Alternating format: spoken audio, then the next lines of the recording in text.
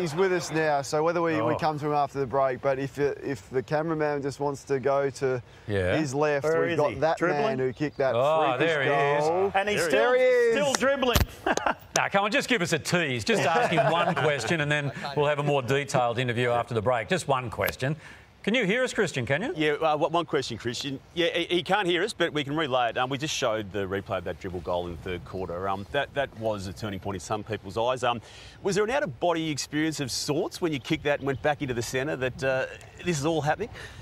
A little bit. It was a good run on. They came at us probably for the first 10 minutes, and then the last 10 minutes we sort of owned that as a midfield group. They were sort of telling us from the runner to slow it down and go into a sort of a mode where we just sort of chip mark, but we were on the biggest high. Clayton and Viney and I, they were just like, effort, let's just keep going. Like, we can put another couple on the board, and we did. So, it was a pretty... When you look back at it now, at the time it was a bit...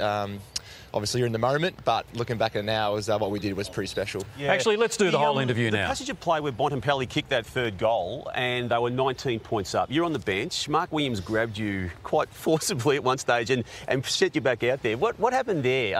Because you got the next two clearances out of that and the surge began from that moment. Now, do you recall what he said to you? Not word to word, but I did know he gave me some rev up and said, go do your effing thing type thing. This is your stage, go do your thing type thing. Choco's, he's so funny. I mean, he's unbelievable. Half time, he absolutely berated us, saying, we're not sticking tackles and we're not being clean. And but then also what he does is he gives us so much confidence in, to just go out and play. So take us inside the rooms half time. Choco's giving you a rev up. What's the mood like? We saw the image of Simon Goodwin. He was quite animated but quite controlled. Take us inside half time.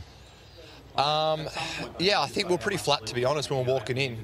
We haven't been in that position for a long time, so the wording around and the messaging around it was just to accept it, just to embrace it. They're such a great group. They're a great team, arguably, the best team all year. So we just need to embrace that, understand that teams are going to go on runs. It's a grand final. They're going to kick 3 or 4 in a row, and we just needed to harness that. And we just needed to change up a few structural things around stoppages. They were smacking us around ground balls in D50. And as mids, we need to do a better job in the second quarter of getting back and helping our defence. And also third quarter and fourth, just go and play, have fun. I felt like we were real tense in the second quarter. First quarter, we were probably playing off a bit of adrenaline. But third and fourth quarter, we just need to go and have fun. We're never going to be in this position before, again, obviously here. So just to go out, have fun and just enjoy it. If you can have a look at the return vision there and just have a look at your own highlights, you may have had a chance to do this in the celebrations after the game. But as you look back at the remarkable achievements of not just the team, but yourself last night, an equal high 39 possessions in a grand final. Was it... it was 40 down to 39. You know what happened there? Did you hear that? Nah, I didn't. Just with it, if you could remove it, the fact it was a grand final, was it your best game of your career? I think so. Yeah, I think obviously being in a grand final for one, obviously the biggest stage. It's probably been the best game I've been a part of as well.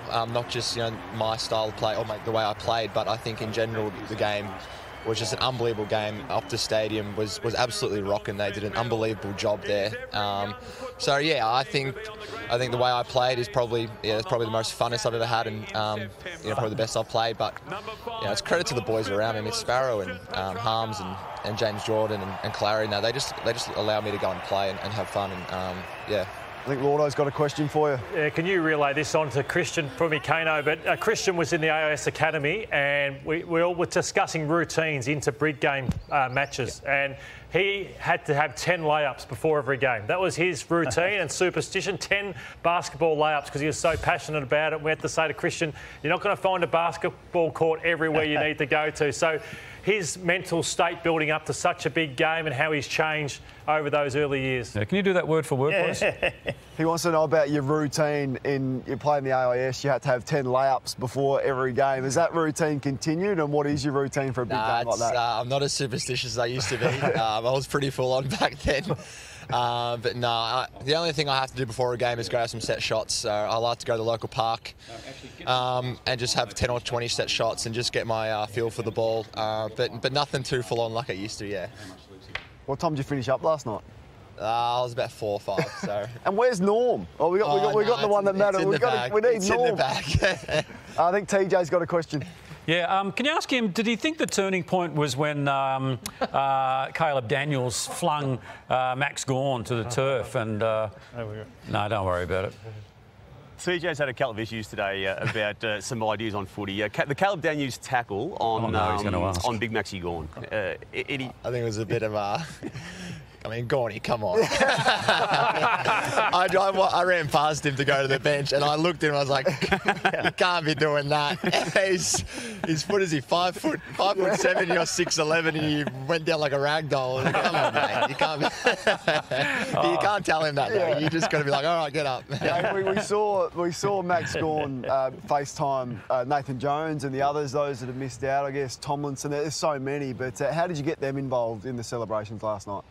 Oh, I think it's not just been last night, but the last four or 5 weeks while we've been away. We've been fortunate enough to be at Joondalup Resort with the whole team and the whole staff, and we've tried to create that connection between us and, really get away and have fun with each other. And obviously our family are back home watching and can't be here. And obviously they're very disappointed, but we knew that we were going to be all in this together, and the 23 play and they win the premiership and they get a medal, but it's the group, it's the 45, it's the people that, the twos that, that push us when we're training to make us be better, and their intensity at training. So to see FaceTime, to have FaceTime with Jonesy last night is, it's pretty special. Obviously, I'm shattered for him, he can't be there. And obviously Tomlinson as well, I mean, going down with an ACL, playing some of his career best footy. So it is disappointing, but I mean, that's the nature of AFL. These things are going to happen, and what they've done, an amazing job of is their personality and their presence of just being around the footy club and just being so happy and positive. I mean, Tomo is, teaching the backs, at quarter time, half time, and three-quarter time, and you need people like that with footy clubs.